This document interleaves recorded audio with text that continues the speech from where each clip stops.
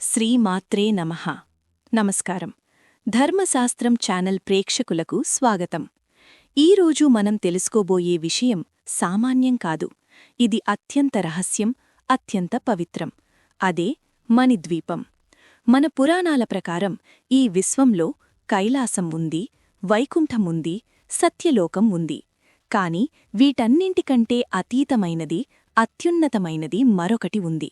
అదే సాక్షాత్తు ఆ పరాశక్తి శ్రీ లలితా పరమేశ్వరి కొలువై ఉండే మణిద్వీపం. దేవీ భాగవతం ప్రకారం ఎవరైతే ఈ మణిద్వీప వర్ణనను వింటారో లేదా పఠిస్తారో వారి జీవితంలో ఇక దారిద్ర్యం ఉండదు, దుఃఖం ఉండదు. అంతటి మహిమాన్వితమైన ఆ దివ్యధామం ఎలా ఉంటుంది? అక్కడ అమ్మవారు ఎలా కొలువై ఉంటారు? పదండి, ఈరోజు మనం మానసికంగా ఆ మణిద్వీపానికి యాత్ర చేద్దాం. భక్తులారా, మణిద్వీపం ఎక్కడో భూమిమీద ఉన్న ప్రదేశం కాదు. ఇది సర్వలోకాలకు పైన సుధాసముద్రం అంటే అమృత సముద్రం మధ్యలో రత్నద్వీపంగా వెలుగొందుతోంది. ఊహించుకోండి, చుట్టూ అనంతమైన సముద్రం. కాని అది ఉప్పునీరు కాదు, తీయని అమృతం. ఆ అలల శబ్దం ఓంకారనాదంలా వినిపిస్తూ ఉంటుంది. ఆ సముద్రం మధ్యలో ఒక అద్భుతమైన ద్వీపం. అదే మణిద్వీపం. మణిద్వీపాన్ని చేరుకోవాలంటే సామాన్యమైన పుణ్యం సరిపోదు. ఎంతో సాధన, అమ్మవారి అనుగ్రహం ఉంటేనే ఆ ప్రాంగణంలోకి అడుగుపెట్టగలం. ఈ ద్వీపం చుట్టూ రకరకాల చెట్లు, పూలవనాలు ఉన్నాయి. కల్పవృక్షాలు కోరిన కోర్కెలు తీరుస్తూ, పారిజాత పుష్పాలు ఆ ప్రాంతమంతా సుగంధాలను వెదజల్లుతూ ఉంటాయి. అక్కడ వీచే గాలి కూడా హ్రీంకార శబ్దంతో అమ్మవారిని స్తుతిస్తూ ఉంటుంది. ఇప్పుడు మనం మణిద్వీపంలోకి ప్రవేశిస్తున్నాం. ఈ ద్వీపం రక్షణ కోసం అమ్మవారు 7 రకాల లోహాలతో, నవరత్నాలతో భారీ గోడలను అంటే ప్రాకారాలను నిర్మించుకుంది. ఒక్కో ప్రాకారానికి ఒక్కో అధిష్టాన దేవత ఉంటారు. మొదట మనకు కనిపించేది ఇనుప ప్రాకారం. ఇది చాలా దృఢంగా ఉంటుంది. ఇక్కడ కాలచక్రం తిరుగుతూ ఉంటుంది. దాని తర్వాత కంచు ప్రాకారం, రాగి ప్రాకారం. ఇక్కడ వసంత ఋతువు ఎప్పుడూ నిలిచే ఉంటుంది. కాస్త ముందుకు వెళ్తే సీసపు ప్రాకారం మరియు ఇత్తడి ప్రాకారం. ఇక్కడ సిద్ధులు, సాధ్యులు అమ్మవారి సేవలో తరిస్తూ ఉంటారు. ఆ తరువాత పంచలోహ ప్రాకారం, వెండి ప్రాకారం. చివరిగా కళ్ళు మిరుమిట్లు గొలిపే బంగారు ప్రాకారం. కేవలం లోహాలే కాదు, నవరత్నాలతో నిర్మించిన కోటలు కూడా ఇక్కడ ఉన్నాయి. వజ్రాల కోట వజ్రాల కాంతులతో మెరిసిపోతూ ఉంటుంది.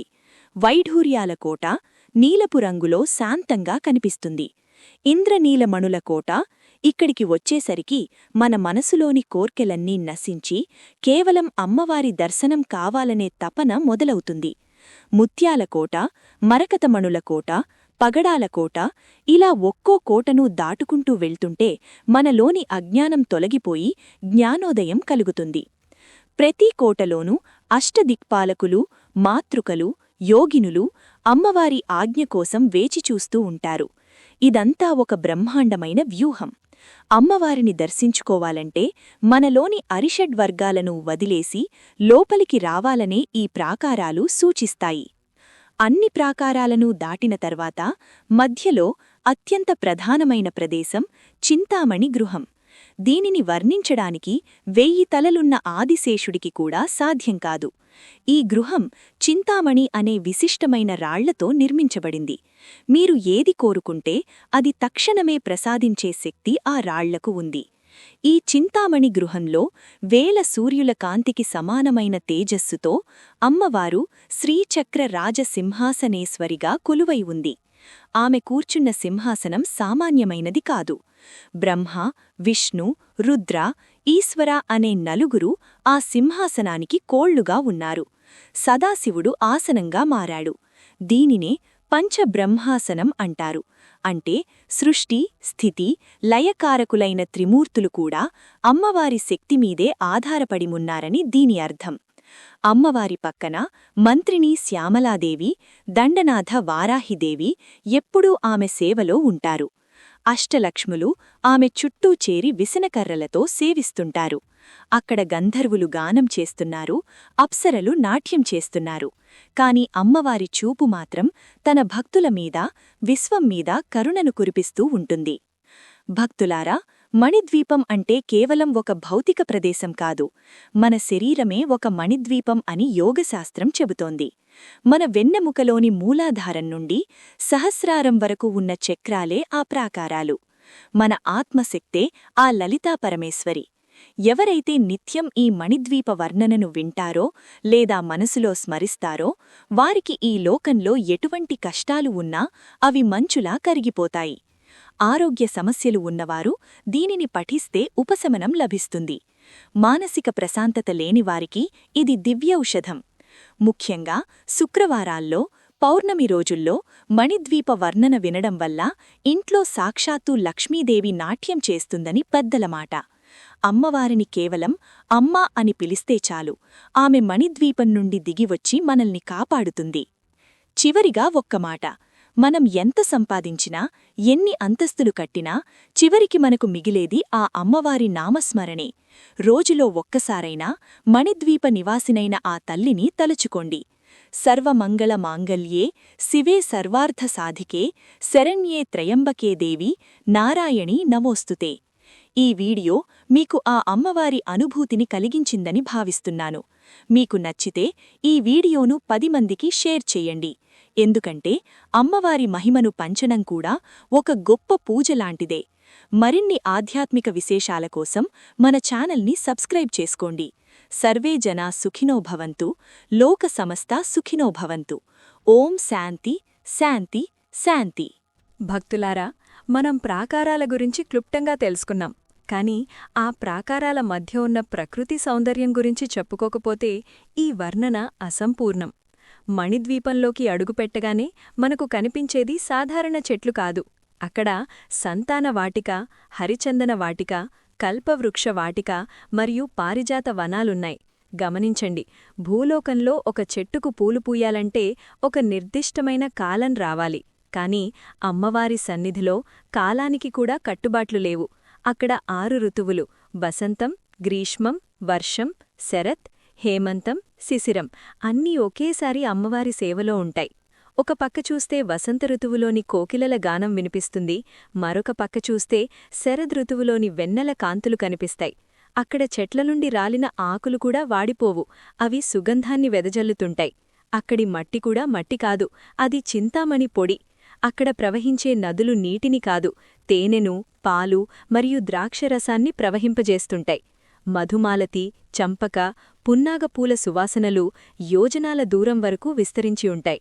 ఆ గాలిని ఒక్కసారి పీలిస్తే చాలు, మనలోని అలసట, ముసలితనం, రోగాలు మాయమైపోతాయి. మన శరీరం దివ్య తేజస్సుతో వెలిగిపోతుంది. అష్టాదశ ప్రాకారాలు, లోతైన రహస్యాలు. ఇంతకుముందు మనం లోహపు గోడల గురించి చెప్పుకున్నాం. కాని దేవీ భాగవతం ప్రకారం అక్కడ మొత్తం 18 ప్రాకారాలు అంటే గోడలు ఉన్నాయి. మరికొన్ని ఆసక్తికరమైన వివరాలు ఇప్పుడు చూద్దాం. ఇనుపకోట. ఈ కోటలో భూత, ప్రేత, పిశాచగణాలన్నీ అమ్మవారి ఆజ్ఞకు కట్టుబడి రక్షణగా ఉంటాయి. ఎవరైతే దుర్బుద్ధితో వస్తారో వారినిక్కడే అడ్డుకుంటారు. కంచుకోట. ఇక్కడ వనదేవతలుంటారు. వీరు ఆ కోటకు అధ్యక్షులుగా ఉంటూ ప్రకృతిని కాపాడుతుంటారు. రాగికోట మరియు సీసపుకోట. ఈ మధ్యలో వసంత ఋతువు ఎప్పుడూ ఉంటుంది. ఇక్కడ సిద్ధులు, చారణులు అమ్మవారి నామస్మరణ చేస్తూ తపస్సు చేసుకుంటూ ఉంటారు. పంచలోహాల కోట. ఇక్కడ నాగులు, రాక్షసులు అంటే అమ్మవారిని నమ్ముకున్న విభీషణుడిలాంటి భక్తులు నివసిస్తుంటారు. ఇక రత్నాల కోటల విషయానికొస్తే ఇక్కడ ఒక్కో రత్నానికి ఒక్క విశిష్టత ఉంది. పుష్యరాగమని ప్రాకారం. ఇక్కడ వేదాలు మూర్తిభవించి ఉంటాయి. ఋగ్వేదం, యజుర్వేదం, సామవేదం, అధర్వణవేదం ఇవన్నీ స్త్రీరూపం దాల్చి అమ్మవారిని కీర్తిస్తుంటాయి. పద్మరాగమణి ప్రాకారం. ఇక్కడ 64 కళలు అంటే చతుష్షష్ఠి కళలు సజీవంగా ఉంటాయి. సంగీతం, సాహిత్యం, నృత్యం, శిల్పం ఇలా అన్ని కళల అధిష్టాన దేవతలు ఇక్కడే ఉంటారు. అందుకే కళాకారులు అమ్మవారిని ఉపాసిస్తే వారికి సరస్వతీ కటాక్షం లభిస్తుంది. గోమేధికమణి ప్రాకారం.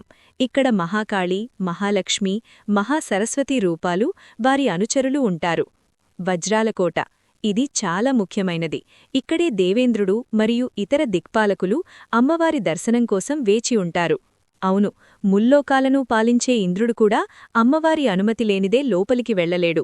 అంతటి కట్టుదిట్టమైన వ్యవస్థ అక్కడ ఉంటుంది. చింతామణి గృహ నిర్మాణం, దివ్య వాస్తు. మిత్రులారా, ఇప్పుడు మనం అన్నింటికంటే ప్రధానమైన చింతామణి గృహం గురించి మరింత లోతుగా తెలుసుకుందాం. ఇది మణిద్వీపానికి గుండెకాయ. ఈ గృహం గాలిలో తేలియాడుతుందని పురాణాలు చెబుతున్నాయి. దీనికి 4 ప్రధాన ద్వారాలున్నాయి. తూర్పు ద్వారం, దీన్ని ఋగ్వేదం అంటారు. దక్షిణ ద్వారం యజుర్వేదం, పశ్చిమ ద్వారం సామవేదం, ఉత్తర ద్వారం అథర్వణవేదం. ఈ ద్వారాల వద్ద గణపతి, కుమారస్వామి, భైరవుడు రక్షకులుగా ఉంటారు. ఈ గృహంలో 1000 స్తంభాలు అంటే సహస్ర స్తంభాలు ఉన్నాయి. ప్రతి స్తంభం ఒక్కో రకమైన రత్నంతో చేయబడింది. పైకప్పు అంతా ముత్యాలతో అలంకరించబడి ఉంటుంది. ఆ ముత్యాల నుండి వెలువడే కాంతి చంద్రుని వెన్నెల కంటే 1,000,000 రెట్లు చల్లగా ఉంటుంది. మధ్యలో 3 విశాలమైన మండపాలుంటాయి. జ్ఞానమండపం, ఇక్కడ జ్ఞానులు, ఋషులు ఉంటారు. ముక్తి మండపం, ఇక్కడ మోక్షాన్ని కోరేవారుంటారు. ఏకాంత మండపం, ఇక్కడ కేవలం అమ్మవారు మరియు సదాశివుడు మాత్రమే ఉంటారు. ఆ గృహం మధ్యలో ప్రవహించే కాంతి ప్రవాహాన్ని చూస్తే మన కళ్ళు చెదిరిపోతాయి. అది విద్యుత్కాంతి కాదు, అది జ్ఞానకాంతి. పంచబ్రహ్మాసనం, తాత్విక వివరణ. ఇక్కడ మనం ఒక అత్యంత రహస్యమైన, తాత్వికమైన విషయాన్ని అర్థం చేసుకోవాలి. అదే పంచబ్రహ్మాసనం. అమ్మవారు కూర్చున్న సింహాసనానికి కోళ్లుగా బ్రహ్మ, విష్ణు, రుద్ర, ఈశ్వరులు ఉన్నారు. పరుపుగా సదాశివుడు ఉన్నారు. దీని అంతరార్థమేమిటి? శక్తి లేనిదే శివుడు శవంతో సమానం. అంటే శివశక్త్యాయుక్తో. బ్రహ్మ సృష్టి చెయ్యాలన్నా అమ్మవారి శక్తి కావాలి. విష్ణువు స్థితిని నడపాలన్నా ఆ తల్లి దయ కావాలి. రుద్రుడు లయం చేయాలన్నా ఆ శక్తి అనుమతి ఉండాలి. అంటే ఈ పంచబ్రహ్మలు తమ కర్తవ్యాలు నిర్వహించడానికి కావలసిన శక్తిని ఆ సింహాసనం మోయడం ద్వారా, అంటే అమ్మవారి పాదాల చెంత ఉండడం ద్వారా పొందుతున్నారు అని అర్థం. అమ్మవారి పాదాల నుండి వెలువడే కిరణాలే ఈ విశ్వాన్ని నడిపిస్తున్నాయి. ఆమె ఎర్రని వస్త్రాలను ధరించి ఉంటుంది. ఎందుకంటే ఎరుపు రంగు శక్తికి, ప్రేమకి సంకేతం. ఆమె చేతిలో ఉన్న చెరుకువిల్లు మన మనస్సుకి సంకేతం. 5 బాణాలు మన పంచేంద్రియాలకు సంకేతం. పాసం మనలోని రాగానికి, అంకుశం మనలోని ద్వేషానికి సంకేతం. వీటన్నింటినీ అదుపులో ఉంచుకున్నవారే అమ్మవారిని చేరగలరు అని దీని అర్థం. మణిద్వీప నివాసులు మరియు నిత్యసేవ. మణిద్వీపంలో అమ్మవారు ఒంటరిగా ఉంటారా? కాదు, అక్కడ కోట్లాది మంది శక్తిస్వరూపిణులు అమ్మవారికి నిత్యం నీరాజనాలు అర్పిస్తుంటారు. అలాగే అష్టసిద్ధులు అంటే అణిమ, మహిమ, గరిమ, లఘిమ మొదలైన సిద్ధులు అమ్మవారి సేవలో మానవ రూపంలో తిరుగుతుంటాయి. అంటే అమ్మవారిని ఉపాసించేవారికి ఈ సిద్ధులు వాటంతట అవే వరిస్తాయి. అక్కడ తారావళి అనే ఒక ప్రత్యేక ప్రదేశముంది. అక్కడ నక్షత్రాలన్నీ అమ్మవారికి పూలమాలలుగా మారి అలంకరించబడి ఉంటాయి. సూర్యచంద్రులు అమ్మవారి చెవికమ్మలుగా మారి ప్రకాశిస్తుంటారు. ప్రతిరోజూ అక్కడ బ్రహ్మాండమైన ఉత్సవం జరుగుతుంది. గంధర్వులు వీణలు వాయిస్తుంటే అప్సరసలు నాట్యం చేస్తుంటారు. తుంబురుడు, నారదుడు గానం చేస్తుంటారు. కాని ఆశ్చర్యమేమిటంటే అమ్మవారు చిరునవ్వు చిందించినప్పుడు ఆ నవ్వులో ఉన్న ఆనందం ముందు ఈ సంగీతాలన్నీ చిన్నబోతాయి. ఆ తల్లి ఒక్క చూపుతో సమస్త కోటి బ్రహ్మాండాలను సృష్టిస్తుంది, రక్షిస్తుంది, లయం చేస్తుంది. ఫలశ్రుతి, మన జీవితానికి అన్వయం. నిజానికి మణిద్వీపమంటే ఎక్కడో ఆకాశంలో ఉన్నది మాత్రమే కాదు, మన శరీరం కూడా ఒక మణిద్వీపమే. దీనినే పిండాండమే బ్రహ్మాండం అంటారు. మన వెన్నెముకలోని సుషుమ్నా నాడి ఆ అమృత సముద్రం. మన సహస్రార చక్రమే ఆ చింతామణి గృహం. కుండలినీ శక్తిగా నిద్రలేచిన అమ్మవారు షట్చక్రాలను అంటే 6 ప్రాకారాలను ఛేదించుకొని సహస్రారంలో శివునితో కలిసే అద్భుత ఘట్టమే మణిద్వీప దర్శనం. ఎవరైతే ఈ మణిద్వీప వర్ణనను భక్తితో వింటారో వారికి వాక్శుద్ధి అంటే మాటలో స్పష్టత, సత్యం వస్తుంది. లక్ష్మీ కటాక్షం అంటే దారిద్ర్యం తొలగిపోతుంది, అప్పుల బాధలు తీరిపోతాయి. జ్ఞానం అంటే బుద్ధి కుశలత పెరుగుతుంది, పిల్లలకు చదువులో ఏకాగ్రత వస్తుంది. రక్షణ అంటే ఎటువంటి దుష్టశక్తులు, గ్రహదోషాలు వారి దరి చేరవు. ఇది వింటున్నప్పుడు మీ మనసులో అమ్మవారిని ఒక్కసారి తలుచుకోండి. అమ్మా, నేను నీ బిడ్డను, నా కష్టసుఖాలు నీకే అప్పదిస్తున్నాను అని శరణాగతి చేయండి. ఆ క్షణమే మీరు మణిద్వీపంలో అడుగుపెట్టినట్లు భావించండి. కాలం చాలా వేగంగా పరిగెడుతోంది. ఈ ఉరుకుల పరుగుల జీవితంలో మనకు తెలియకుండానే ఒత్తిడి, ఆందోళనలో కూరుకుపోతున్నాం. కాని ఒక్క 10 నిమిషాలు, కేవలం 10 నిమిషాలు కళ్ళు మూసుకొని ఆ మణిద్వీప కాంతులను, ఆ అమృత సముద్రపు అలల శబ్దాన్ని ఊహించుకోండి. మీకు కలిగే ప్రశాంతత 1,000,000 రూపాయలిచ్చినా దొరకదు. ఈ అద్భుతమైన మణిద్వీప వర్ణనను మీతో పంచుకునే భాగ్యం నాకు కలిగిందందుకు ఆ లలితా పరమేశ్వరికి కృతజ్ఞతలు తెలుపుకుంటున్నాను. ఈ వీడియోలో చెప్పిన విషయాలు దేవీ భాగవతం మరియు సౌందర్య లహరి వంటి గొప్ప గ్రంథాల నుండి సేకరించినవి. మీకు ఈ వీడియో నచ్చితే ఓం శ్రీ మాత్రే నమః అని కామెంట్ చేయండి. ఈ వీడియో మీకు ఆ అమ్మవారి అనుభూతిని కలిగించిందని భావిస్తున్నాను. మీకు నచ్చితే ఈ వీడియోను 10 మందికి షేర్ చేయండి. ఎందుకంటే అమ్మవారి మహిమను పంచడం కూడా ఒక గొప్ప పూజలాంటిదే. మరిన్ని ఆధ్యాత్మిక విశేషాల కోసం మన ఛానల్ని సబ్స్క్రైబ్ చేసుకోండి. మళ్లీ వచ్చే వీడియోలో అమ్మవారి శ్రీచక్ర రహస్యాల గురించి తెలుసుకుందాం. సర్వే జనా సుఖినో భవంతు. లోక సమస్త సుఖినో భవంతు. ఓం శాంతి శాంతి శాంతి. అంతవరకు సెలవు. శుభం భూయాత్.